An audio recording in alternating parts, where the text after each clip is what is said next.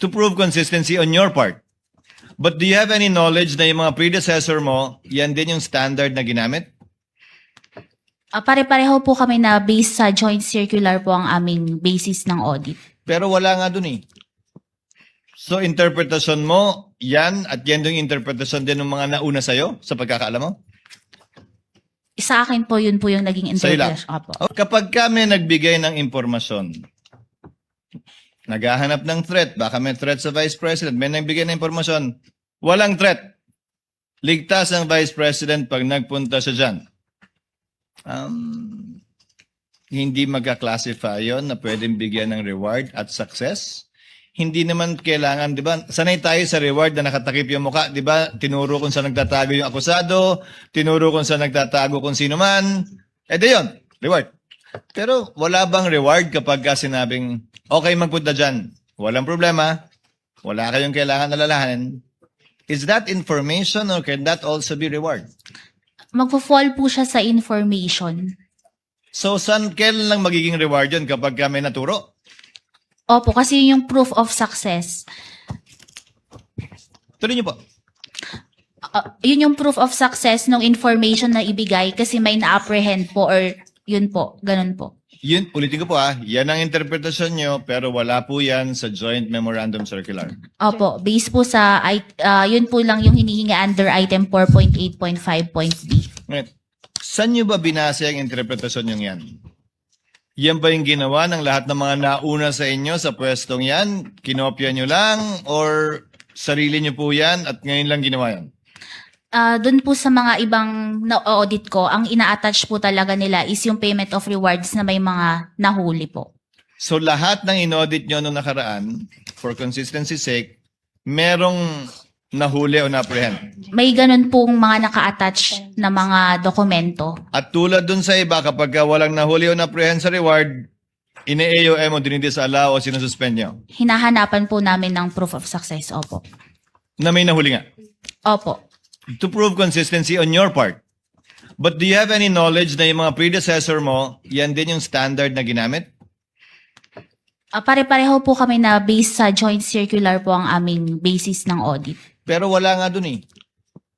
So interpretasyon mo, yan at yan yung interpretasyon din ng mga nauna sa'yo sa pagkakaalam mo? Sa akin po, yun po yung naging Sa'yo lang. interpretation. Opo. To prove consistency on your part.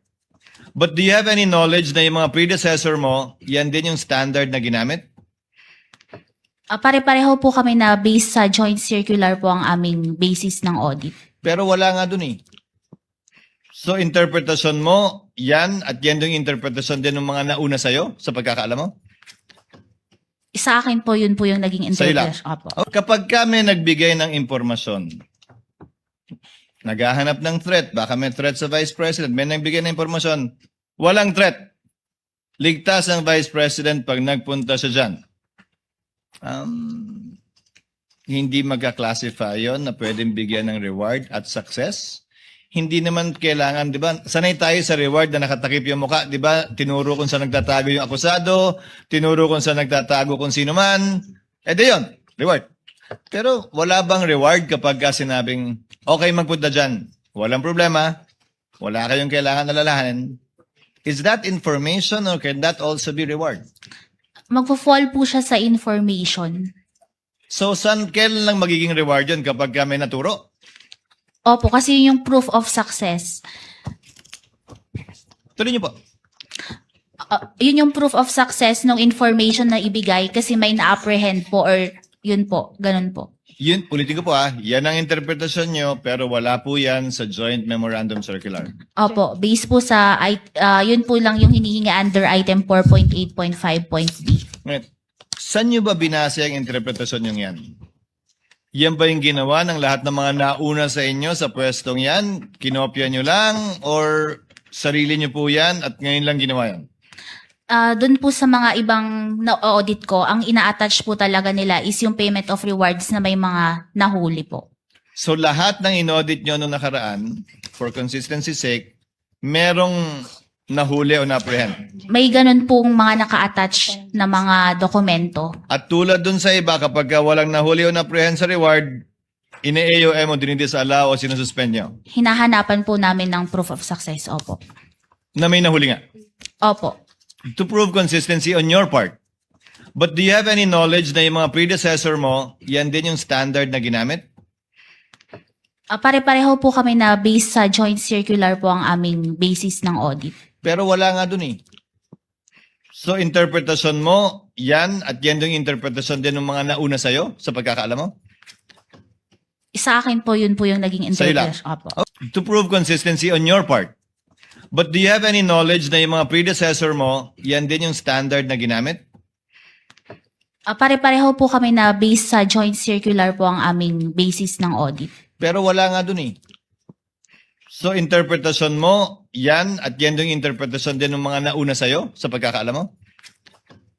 Sa akin po, yun po yung naging Sa'yo lang? interpretation. Opo. Kapag kami nagbigay ng impormasyon, naghahanap ng threat, baka may threat sa Vice President, may nagbigay ng impormasyon, walang threat.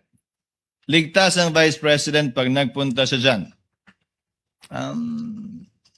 Hindi magka-classify yon na pwedeng bigyan ng reward at success. Hindi naman kailangan, di ba? Sanay tayo sa reward na nakatakip yung mukha, di ba? Tinuro kung saan nagtatago yung akusado, tinuro kung saan nagtatago kung sino man. Di yun, reward.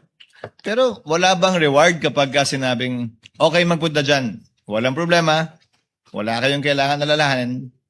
Is that information or can that also be reward? Magpo-fall po siya sa information. So, kailan lang magiging reward yun kapag may naturo? Opo, kasi yun yung proof of success. Tuloy niyo po. Yun yung proof of success ng information na ibigay kasi may na-apprehend po or yun po, ganun po. Yun, ulitin ko po yan ang interpretasyon nyo, pero wala po yan sa Joint Memorandum Circular. Opo, based po sa, yun po lang yung hinihingi under item 4.8.5.b. Ngayon, saan nyo ba binase ang interpretasyon yung yan? Yan ba yung ginawa ng lahat ng mga nauna sa inyo sa pwestong yan? Kinopya nyo lang or sarili nyo po yan at ngayon lang ginawa yan? Doon po sa mga ibang na-audit ko, ang ina-attach po talaga nila is yung payment of rewards na may mga nahuli po. So lahat ng in-audit nyo nung nakaraan, for consistency sake, merong nahuli o na-apprehend. May ganun pong mga naka-attach na mga dokumento. At tulad dun sa iba, kapag walang nahuli o na-apprehend sa reward, ine-AOM o dinidisala o sinususpend nyo. Hinahanapan po namin ng proof of success. Opo. Na may nahuli nga. Opo. To prove consistency on your part. But do you have any knowledge na yung mga predecessor mo, yan din yung standard na ginamit? Pare-pareho po kami na based sa joint circular po ang aming basis ng audit. Pero wala nga dun eh. So interpretasyon mo, yan at yan yung interpretasyon din ng mga nauna sa'yo sa pagkakaalam mo? Sa akin po, yun po yung naging Sa'yo lang? interpretation. Opo.